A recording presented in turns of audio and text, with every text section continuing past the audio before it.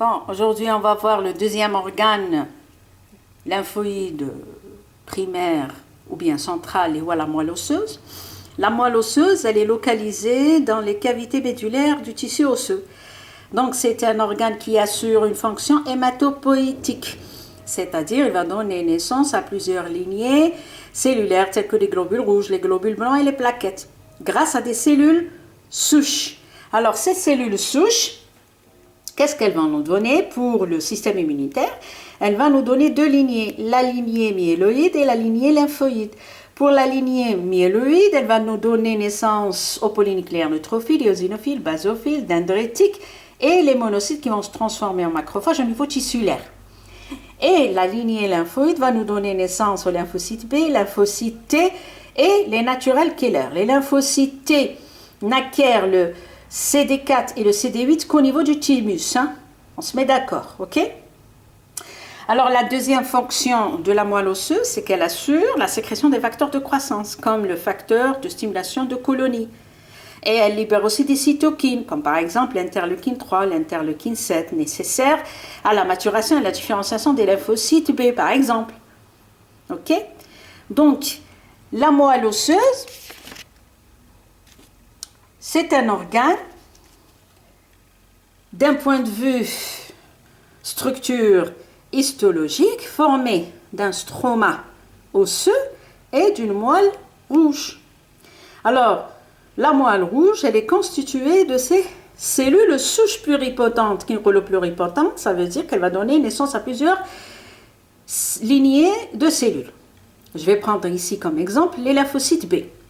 Alors, la cellule souche va nous donner la lignée lymphoïde pour nous donner les lymphocytes B. Par exemple, ces lymphocytes B acquièrent leur maturation grâce à des cellules réticulaires stromales. Ces cellules, c'est elles qui vont libérer des facteurs de croissance et des cytokines afin d'assurer la maturation de ces cellules. Le macrophage, lui, il va assurer la sélection. Donc, les lymphocytes B qui ne reconnaissent pas le soi, ils seront éliminés, ils vont mourir. Et les lymphocytes B qui reconnaissent le soi, ils vont entreprendre la circulation sanguine pour aller où? Pour aller au niveau des organes lymphoïdes secondaires. Ok? Très bien. Alors, résumons un petit peu ce qu'on a étudié auparavant. On a dit que les cellules souches vont nous donner les lymphocytes B et vont nous donner les lymphocytes T. Les lymphocytes B acquièrent leur maturation au niveau de la moelle osseuse, premier organe primaire. Les lymphocytes T, ils seront produits par la moelle osseuse, mais acquièrent leur maturation au niveau du thymus, deuxième organe lymphoïde primaire.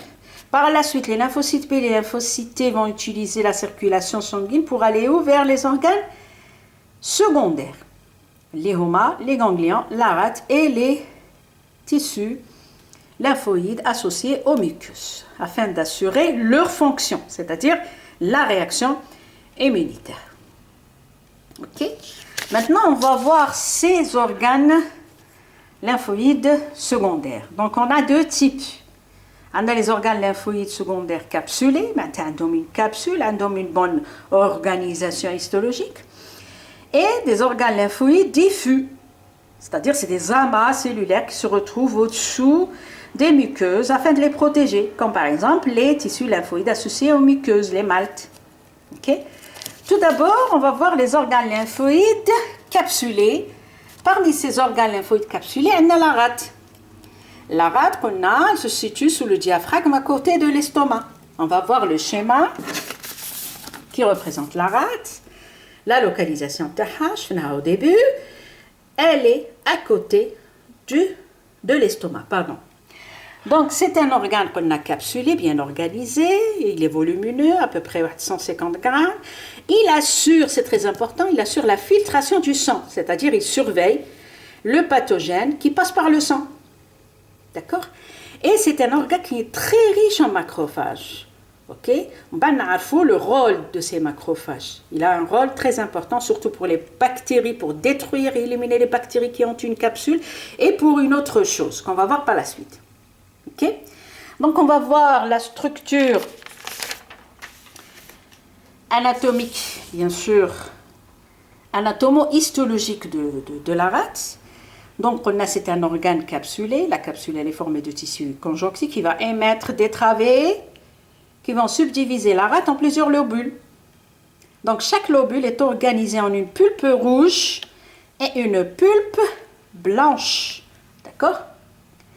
Alors, la pulpe rouge, qu'est-ce qu'elle va assurer? C'est le lieu de destruction des globules rouges.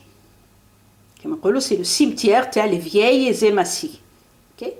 La pulpe blanche, c'est une organisation des cellules immunitaires qui se retrouve autour d'une artériole centrale de la rate.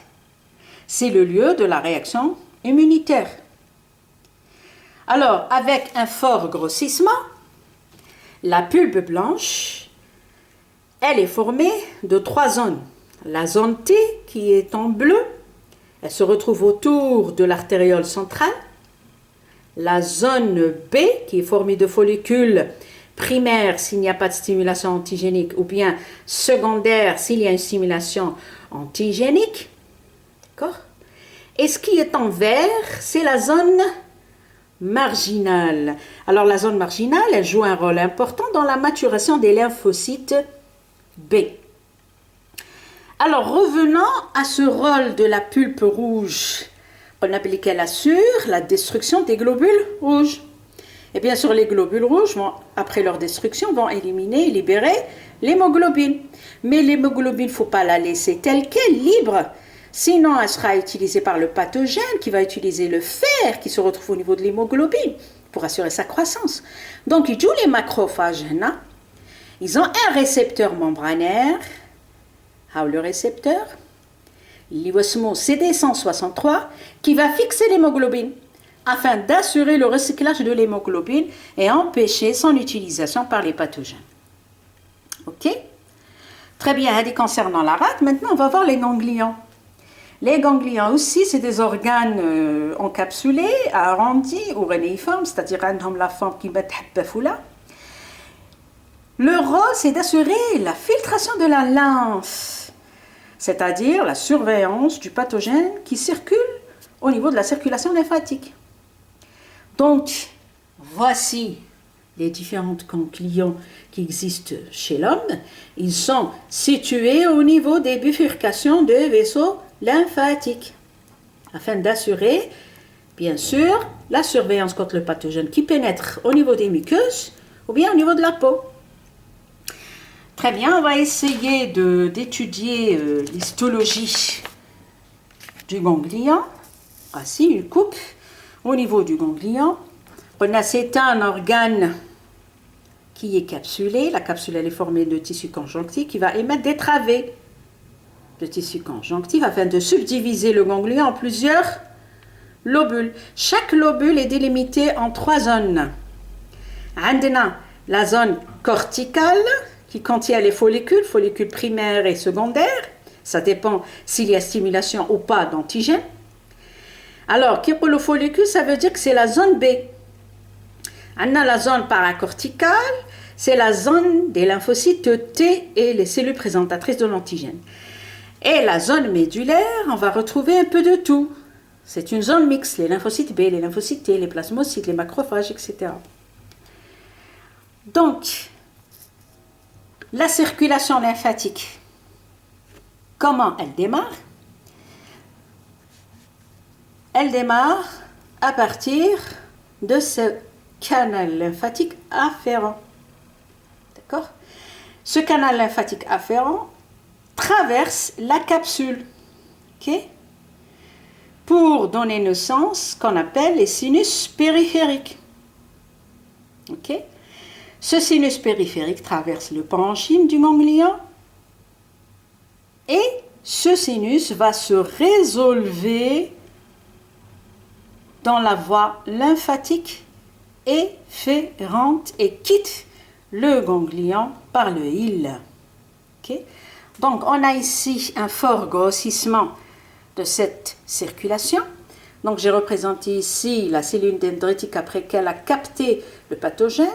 elle va y aller utiliser plutôt le vaisseau lymphatique afférent pour traverser les sinus périphériques afin d'arriver au niveau des conduits qu'il donne vers la zone paracorticale. La zone paracorticale, c'est la zone des lymphocytes T. Il va y avoir la stimulation antigénique. Ok?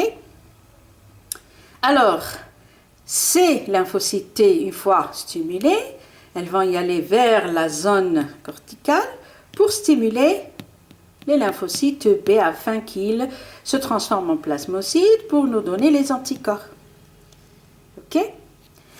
Très bien, ceci, c'est un fort grossissement d'une coupe histologique d'un ganglion. Maintenant, on va voir les organes lymphoïdes secondaires diffus. D'accord? On appelle que c'est une organisation d'un amas cellulaire qui assure la protection au niveau des muqueuses. On les appelle les MALT, c'est-à-dire tissus lymphoïdes associés aux muqueuses. Elle assure la protection de à peu près 400 mètres carrés de muqueuses respiratoires, digestives, urinaires, génitales, etc. Donc les MALT, on peut les subdiviser en 3 groupes. On a les NALT, les BALT et les GALT. Les NALT, c'est les tissus lymphoïdes associés au nasopharynx, c'est-à-dire qui protègent la sphère ORL. On a les BALT, c'est les tissus lymphoïdes associés aux bronches. Et les GALT, c'est les tissus lymphoïdes associés aux tubes digestifs. Et en général, à ce niveau, on a une prépondérance beaucoup plus d'une réponse humorale qui assure la production des IgA, des anticorps de type A. C'est des anticorps sécrétoires qui sont capables de traverser les muqueuses et d'assurer leur protection. Alors, je vous ai choisi là comme exemple les GALT, c'est-à-dire les tissus lymphoïdes associés aux muqueuses, c'est-à-dire du tube digestif. Alors, c'est un schéma qui représente la muqueuse intestinale. Ok. Juste en dessous, on retrouve le tissu conjonctif qui contient les plaques de Peyer. C'est un amas diffus de cellules lymphoïdes qui assure la protection de la muqueuse intestinale. Donc, عندنا, il est composé de 2 sites. Un site inducteur, qui est la plaque de Peyer, et un site effecteur où les cellules du système immunitaire vont se déplacer vers l'ambassade des muqueuses intestinales afin d'assurer la protection contre le pathogène. Alors, comment que ça se passe? Donc, c'est toujours la muqueuse intestinale. Ok. Juste en dessous, on retrouve notre amas lymphoïde. L'amas lymphoïde formé de follicules. Lorsqu'on parle de follicules, ça veut dire que c'est une zone B. Ok? Très bien. Alors, juste au niveau de la muqueuse intestinale, qu'est-ce qu'on a? On a une cellule spécialisée, c'est la cellule M. Alors, avec un fort grossissement, la cellule M a une certaine caractéristique très importante. Elle a une poche qui contient les cellules du système immunitaire, les lymphocytes B, les lymphocytes T, les macrophages. Et elle a la capacité d'engloutir le pathogène pour le faire rentrer au niveau de cette poche qui contient les cellules du système immunitaire. Donc, une fois englouti le pathogène, il sera phagocyté bien sûr par les macrophages et présenté aux lymphocytes T. Alors, les lymphocytes T4 vont se déplacer vers l'amas lymphoïde, le follicule lymphoïde qui contient les lymphocytes B. Ils vont stimuler donc les lymphocytes B afin de se transformer en plasmocytes. Plasmocytes, c'est des lymphocytes B qui vont libérer les anticorps. Ces lymphocytes B activés, donc c'est des cellules effectrices, elles vont libérer quoi? Les anticorps de type A. Alors, ces anticorps seront réabsorbés par la muqueuse intestinale pour se retrouver au niveau de la lumière intestinale afin d'agglutiner le pathogène qui se retrouve au niveau de la lumière intestinale. Voilà en ce qui concerne les organes lymphoïdes. J'espère que le message est le haq. À la prochaine vidéo, Inch'Allah.